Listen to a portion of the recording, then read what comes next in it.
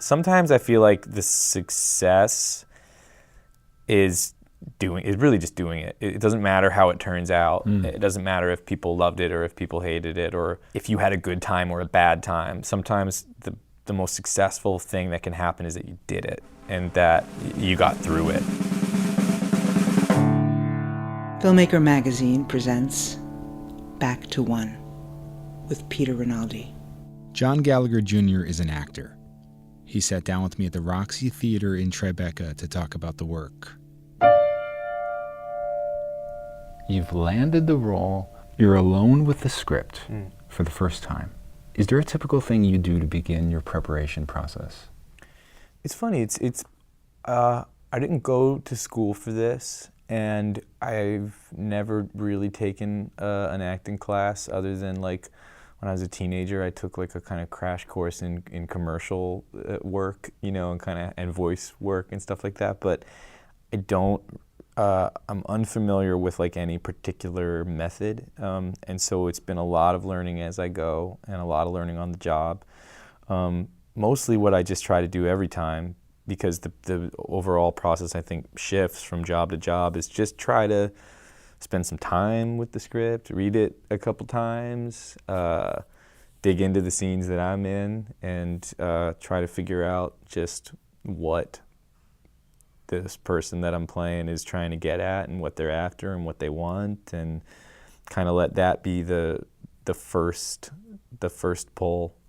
And then I'm really very much like, let's do it together. I don't come in like being like, I've figured it out and I'm going to say it like this, and here's how I'm going to do it, and here's the whole thing. That I can't really do it that way. I'd much rather get there and say, well, what's everybody else? How do we all want to do it? I feel like I'm much more collaborative in that way. I think that comes from, I did like 8 or 10 years of theater before I really got into doing more film and TV stuff. So that's very much a collaborative sport and a team effort.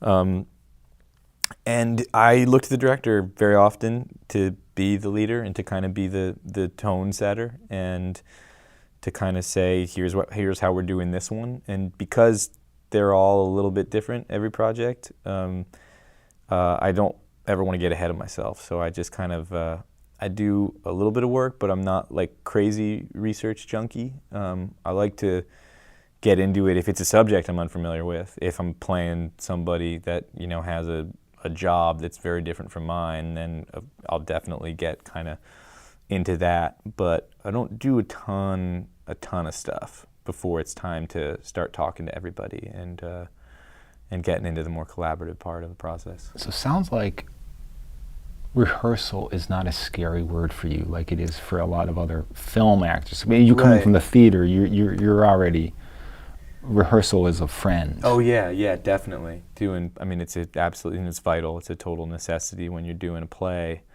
But it doesn't freak me out if a director wants to get together and run it a few times. I think in a weird way, like it's funny because I'm much more comfortable with not doing stuff for rehearsals on a film, because I do think that, like, for me, I do really want to keep the possibility of spontaneity and that spark like alive for how are we going to do this? I don't know. Let's just say action and try one. And sometimes I feel like that ends up being the best work if you don't think about it, if you don't talk about it, and if you don't try it. Obviously, there's things like, if it's a oneer that you're trying to do some elaborate, cool shot, then you kind of have to figure out where to stand and how the light's going to work out and the angles and choreography for camera work and stuff like that. But if you're doing something that's more on the independent spectrum and it's a little more handheld and rough and tumble, then I like just jumping in and trying it and seeing what happens.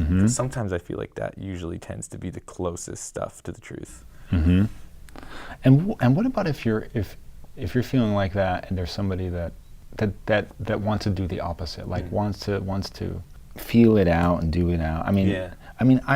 That's a part I'm fascinated about with actors, like the idea that you have a certain way that you work best, but that might not be the best way that another person works. Right. And how do you and what happens when those butt heads? Yeah, no, I know exactly what you're talking about. My aim really is to be flexible, because I don't want to back myself into a corner of saying this is the only way I can work. I need A, B, and C, or else it's not going to happen. Because sometimes you get there and you're like, oh, A, B, and C are nowhere to be found on this set, so how do I make it happen? And I like doing it differently every time. Like, to me, that's part of the fun, is I never want to get in a rut of like, I have the same exact approach and the same exact research and the same formula and the same method, and then it comes out this way. That scares me because I feel like that stuff's always going to be kind of fallible and delicate, and like, what if it doesn't work? What if something doesn't get into the formula one day and it mixes up weird and you don't get the result you're looking for? And so I try to stay open and flexible, and that's why the director and the kind of the approach to me is important to see, like, well, how are we making this one? Do we want a ton of rehearsal? Are we going to do it like that, or are we going to do it like this? And obviously, if something's happening that you're feeling way uncomfortable about, it's totally fine to say, this way isn't really working for me. And but I try to keep an open mind about it. And I've definitely worked with people that have a very really site specific kind of way of doing it. And sometimes you learn by trying it their way, by going along on that ride with them. And but the open-minded, flexible nature to it is something that I like. Like, I like to keep it that way because I like to go in and have a new experience every time and hopefully learn something.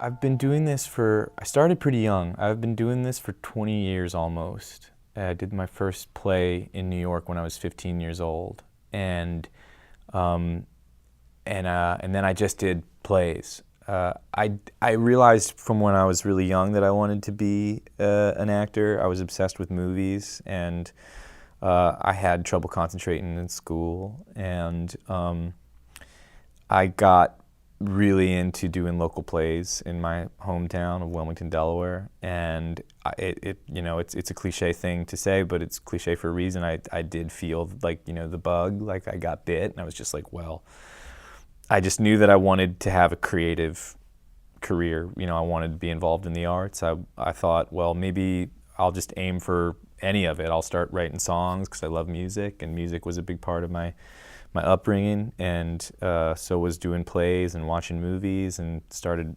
doing some creative writing when I was in middle school. And I just thought, if I can kind of make any of these things work, then I'll be in luck. And then my parents were really supportive, and they took me up to Philadelphia to meet a manager who started sending me on auditions. And it was about 2 years before I got cast in a play that opened off Broadway, and I just kept doing it.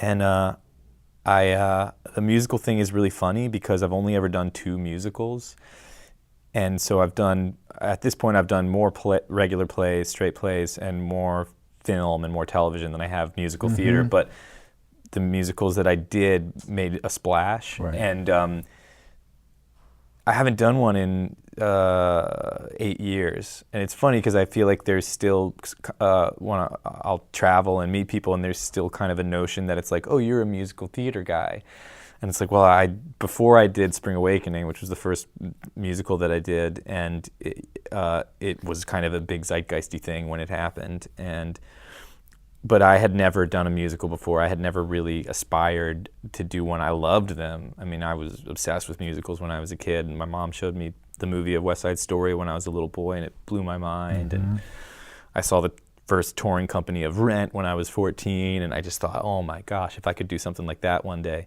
But then I moved to New York to do straight plays, and I realized that I didn't really have like vocal chops for Broadway. I was like pretty rough around the edges, and I played in rock bands, but I didn't know anything about vocal technique or any of that. And then I just got really lucky and auditioned for Spring Awakening, and they were looking for just that. They weren't looking for classically trained kids that could go on American Idol and knock it out of the park. They were looking for people that felt real. And so I really just kind of fell into that one, and then it ended up being one of the things I think I'm most known for, which is so funny.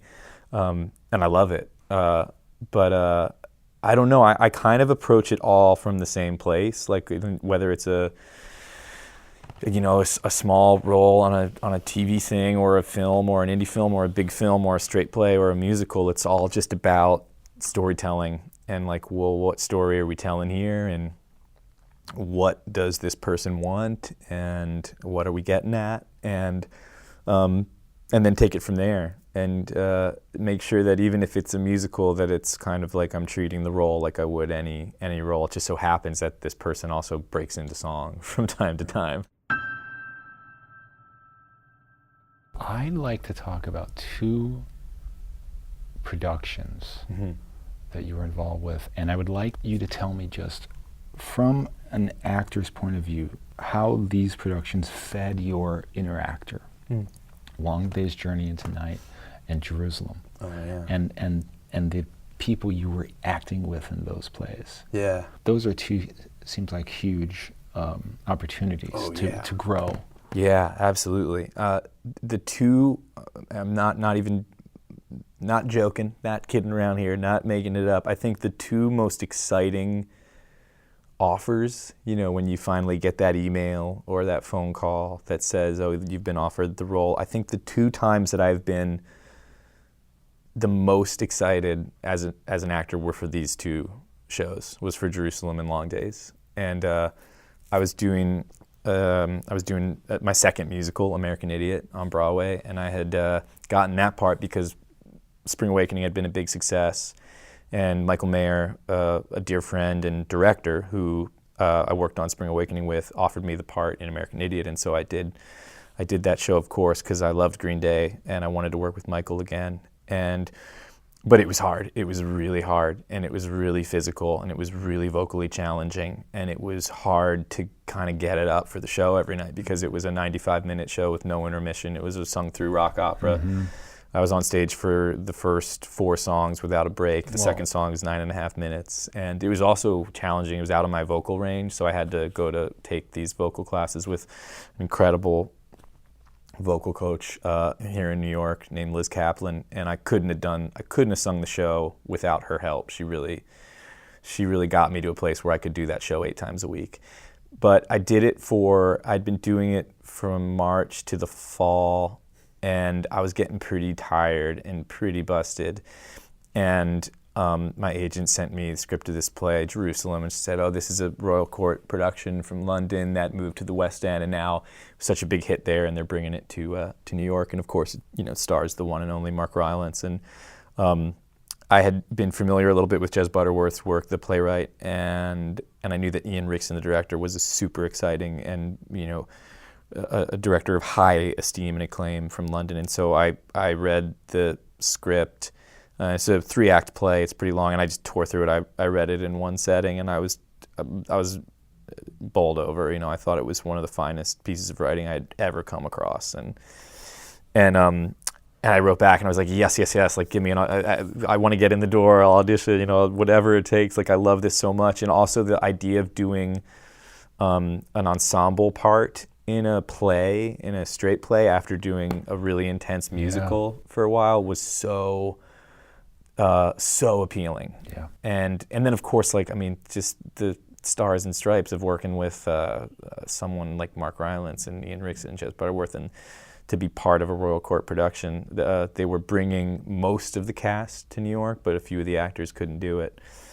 And so I went in and I read with the director, and then I had to meet Mark and I had to meet Jez, and after some discussions, I got the part, and it was incredible because I would have swept the floors of the stage to have been a part of that, let alone being given the opportunity to be on stage with that cast. And it wasn't without its challenges. I think it's difficult when you bring, when you have a cast that's been together for a long time, and then you bring new actors into it, because they'd been doing it for years in London by the time I got into it.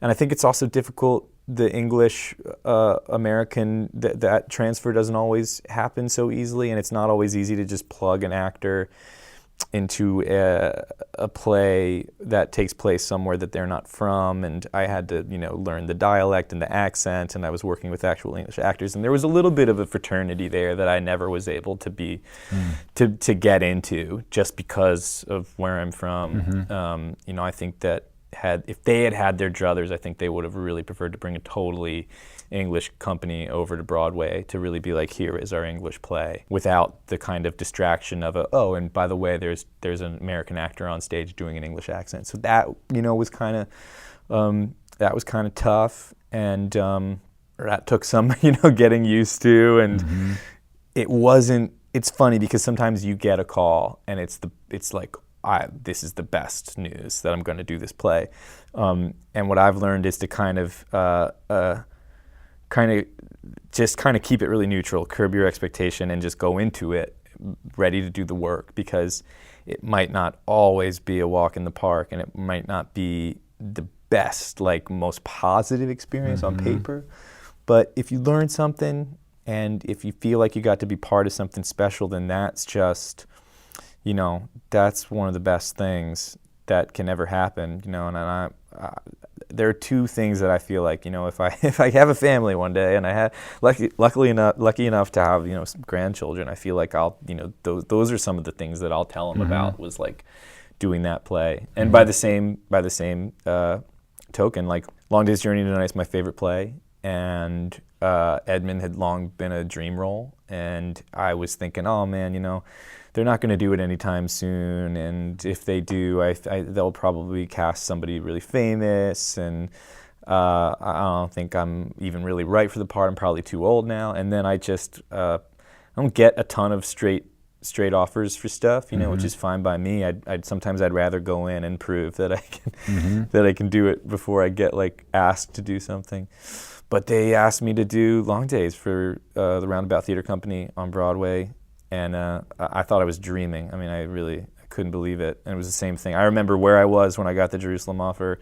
It was Halloween, and I was in a bar with the cast of American Idiot, and I could have cried. I was so excited. I was on vacation when I got the offer for Long Days, and I think I did cry because I really did think I was dreaming. And it also was really hard. As exciting as it was to get the part, the work was brutal. That play was magical, and it was a dream and a nightmare at the same time. That's kind of the way that I always describe it. And I had some experiences on stage doing that show that were transcendent in a ecstatic way, and some experiences out, on that stage where I thought I was going to die and was having, just sheer abject panic and terror in my dressing room some of the times, because it's 4 hours, and it's the Great American Canon, and it's Eugene O'Neill, and it's a classic play, and it was tricky. It's a tricky kind of part and a tricky balance. But I was working with Jessica Lange and Gabriel Byrne and Michael Shannon, and again, 35 minutes on stage alone with Michael Shannon, I'm going to tell my grandkids about that one. Yeah. Doing the Edmund and Jamie scene with him is, one of the most kind of insane and delirious high points of my time as an actor. But those are the last two plays I did, and I think that one thing that kind of hurt was that I did Jerusalem, and then I didn't do a play for 5 years, and I had never gone that long without doing theater since I was 15. And so suddenly I found myself, after a 5-year break from the stage, coming back to tackle, I was like, I'll have a light re-entry with Long Day's Journey and Tonight. And I definitely got the wind knocked out of my sails a little bit. When I finished that play, I was like, well, maybe I'll just quit. I was like, I don't know if I can do this anymore. But just like with everything, you try to dust yourself off and move on and take what you can from it. And just being able to kind of, sometimes I feel like the success is really just doing it. It doesn't matter how it turns out. It doesn't matter if people loved it or if people hated it or if you had a good time or a bad time. Sometimes the most successful thing that can happen is that you did it and that you got through it. And that's the way I really feel about Long Days. Because to be so blunt, it was an emotional roller coaster, and there were days where I was just like, I can't do this. I can't go out there on stage. I'm just going to have to walk away from acting and have a nervous breakdown in front of all these people, you know. And but I didn't. Were there other actors going through a similar thing? I think that everyone always is to some degree, you know. Even I've learned that even the people that seem like, you know, the most stoic and kind of unflappable, there's always something going on below the surface. There's always some kind of mental gymnastic, emotional test, whether you wear it on your sleeve or not. That's happening, and that's, you know, that's a crazy intense play, and you've got a bunch of different personalities coming together to do it. But it was pretty, you know, we were pretty isolated. Like, you know, we didn't do it. We hung out and got to know each other, and we were in a rehearsal room for a month. But everybody also kind of went off into their corner and had their own kind of time and their experience. And I don't know if anybody was freaking out quite to the extent that I was. If they were, I wasn't really fully aware of it. But I think we all go through that and have that day of just like, how it's 1 o'clock on a Saturday and I've got 8 hours of Eugene O'Neill ahead of me. Like, how do I start Forgot this? About Saturday. Yeah. We were lucky enough that we only did 7 a week. Usually it's 8. So we did it twice on Saturday and then once on Sunday. But on the Saturdays, you know, you start the first show at 1 o'clock and you come down around a little bit before 5, you know, and then you go and you get a bite to eat. And by the time you get back to the theater, it's half hour again, basically, and you're ready to do it again. So that was you know, that was boot camp. You know, that was a lesson. And just like I said, just survival, just getting through it. I have a one-word question. Sure. Sorkin. Oh yeah. I had Emily Mortimer. Oh, you did? Oh, yeah. God, I love Emily. And she talks about walking from the trailer to the set, worrying that if she tips her head, the text is going to come pouring out of her Fall out ears. of your ear. Yeah. Love that image. Oh, yeah. That says it all. Like, talk about fear, right? And but so where did that come? Was that after Jerusalem or before Jerusalem? It's funny. It was right in the middle. Yeah. Oh, okay. So I mean, like you've had a bunch of theater prepping you for this text work. Yeah. Like if you weren't, and I had Joshua Leonard on, who talked about his wife being a text, a text person that he's not. He says he's not, but he's like you almost have to be a text person with Sorkin. Yeah. But just talk to me about that experience of. Yeah, it was pretty intense. I was doing Jerusalem, and I got.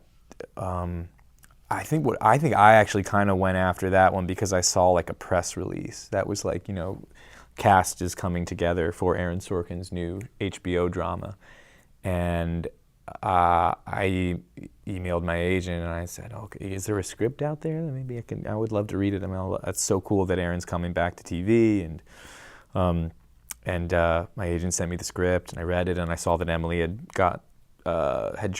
been cast, and Allison Pill, who was an old friend and I'd worked together with her when I was a teenager, was joining the cast, and of course Jeff Daniels. So I was pretty excited by the roster that was coming together. And then I read the script and it was a fantastic pilot. And there was this this producer and Jim Harper, and I thought, man, I think I feel like I know how to play that guy, and that feels like it would be a lot of fun. And so I went on an audition, and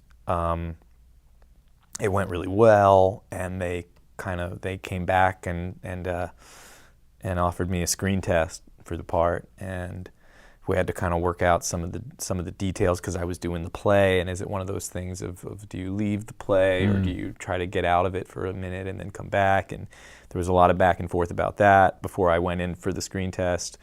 And I went in for the screen test, and I think there was about 7 or 8 other actors that are trying out for the part, and that's always so crazy because they try at these things to kind of keep you separated, but then eventually, like, everybody ends up in the same waiting room at one point or another anyway. Yeah.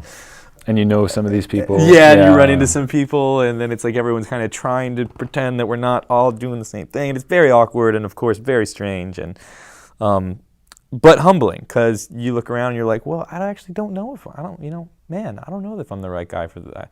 I feel like I know how to do it, but there's this whole other world that I know nothing about putting together this kind of ensemble. So I actually have no idea, and I kind of like that, because it's like, well, I'm just gonna go do my thing, and I'm gonna go after the role the way that I feel like is the way to play it, and we'll see how it shakes out. And I think that Emily actually was there. I think I read with Emily, and I think I read with Allison, and Aaron was there, and I read with him. He read one of the scenes with me, and then I found out that I got it, and I couldn't believe it. I was really stunned by that one, because I hadn't really done a lot of film or TV. I'd just been kind of doing mostly theater for 8 years, and there'd been a period where I was like, I really want to get on a show, I really want to do movies, and I felt like I couldn't for whatever reason. I don't know what it was, but I wasn't getting those jobs, and so I thought, that's fine, I'll just do theater, and then maybe someday,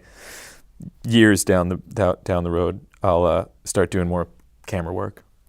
And then that changed so much for me. Doing the newsroom absolutely changed my life, changed my career in a big way. I finally was able to start getting in the door for more film projects after that, and kind of other TV stuff.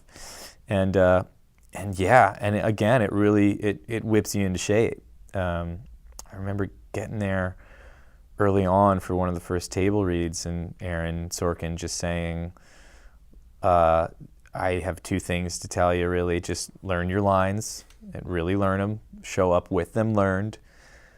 None of this like looking at them in the car on the way to work, or in the hair and makeup trailer while you're getting your hair done. Show up with it really learned, and then just pick up your cues. And we'll be okay, Okay. So, and I never forgot that. I remember just thinking, like, show up with it all really, really in there, and go for it. And because there is an immediacy and an urgency to his work that, it almost sounds like kind of a cheat, but that it kind of is that simple in a lot of ways. It's about drive and just kind of pushing through and picking it all up, and it'll kind of come out.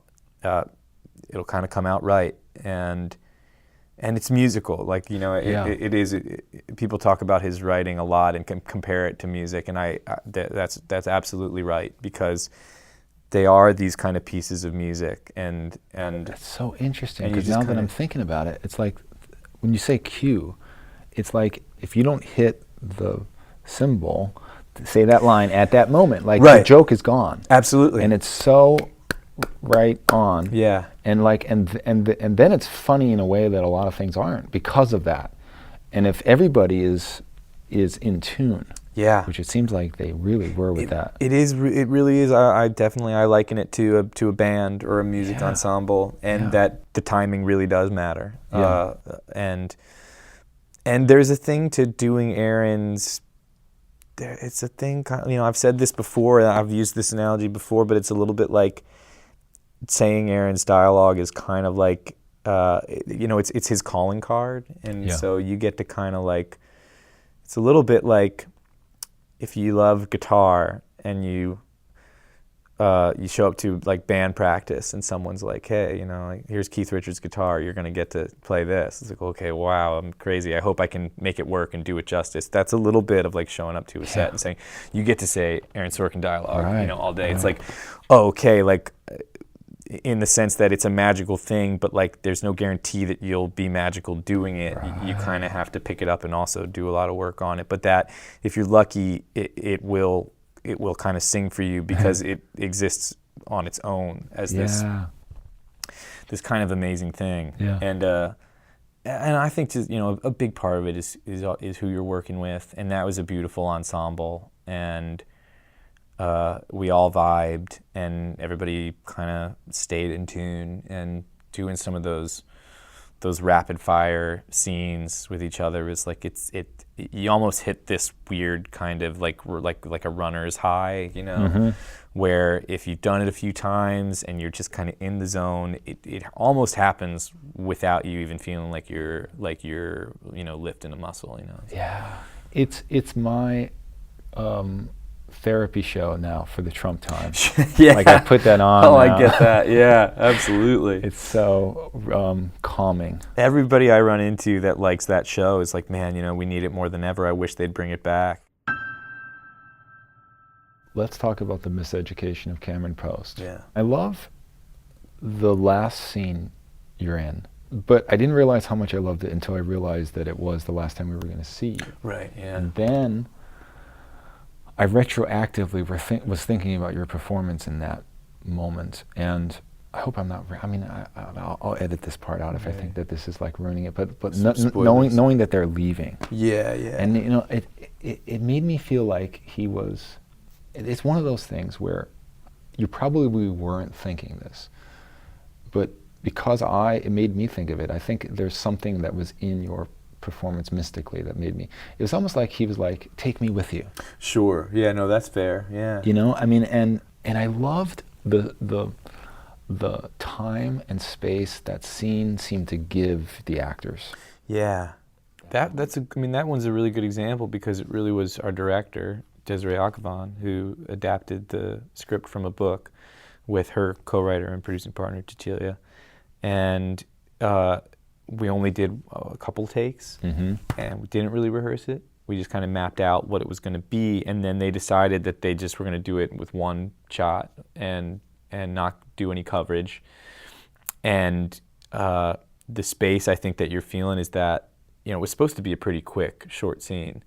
And then when we did it, they just kept the camera rolling. And they just, I think Desi was seeing something on the monitor where she was like, these people are in it, something really cool is happening, and she was like smart enough and connected enough to not cut, and she let it kind of go on, and it takes on this rolling, this kind of this quality that is in it now. And then I thought that they were going to edit it out and probably shrink it down, and then they didn't do that either. And now I think, you know, you're right. I think it is one of the more kind of jarring, surprising, powerful parts of the story. This film needs to reach the middle America. It does. It needs all, and you know, it needs all the help that it can get because it is a small film, and I you know, I think it deserves to be in the multiplex with Mission Impossible. You know. Yes. Yes. Because it's really important, and we're talking about real life stuff here. Yeah. It's really insulting, especially to young people, to think that they are not hungry for this kind of story. I agree. You know, they really 100%. Are. Like, it's one of those things that if it can just get around, like, people will be taking their friends to see it after they've seen it. No, that's what Desi always says, is that she first of all wanted to make a John Hughes style movie that then kind of evolved into this bigger thing, and so I think that, you know, it functions on both levels. Yes, yes.